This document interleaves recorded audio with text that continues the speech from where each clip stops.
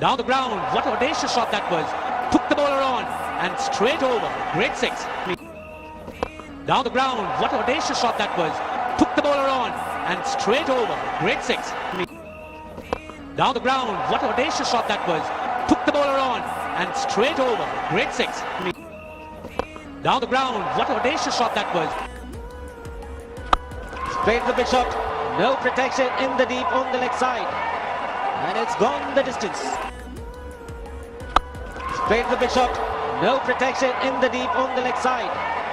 And it's gone the distance. Straight to the big shot. No protection in the deep on the leg side. And it's gone the distance.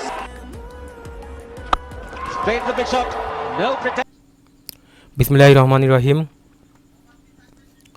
যে ভিডিওটি দেখলেন এটি 2007 বিশ্বকাপ ক্রিকেটে ভারতের বিপক্ষে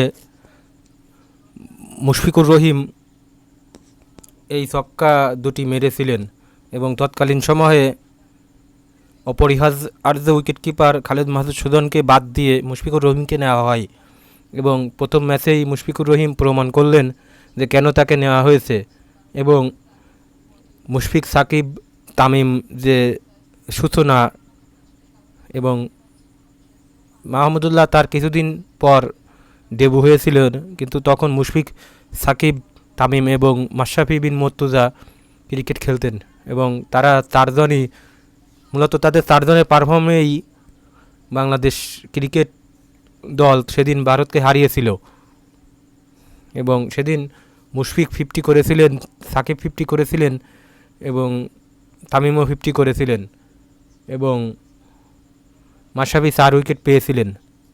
তো ইনিংসটি এখনও শিহরণ জাগায় এবং মুশফিকের এই যে দুটি ছক্কা, মূলত এই ছক্কা দুটির কারণেই ভিডিওটি করা। এই ছক্কা দুটি এখনও আমাদেরকে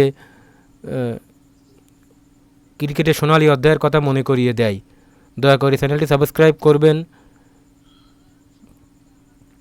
ফেসবুক হলে ফলো করবেন এবং লাইক কমেন্ট শেয়ার করে পাশে থাকবেন। ধন্যবাদ।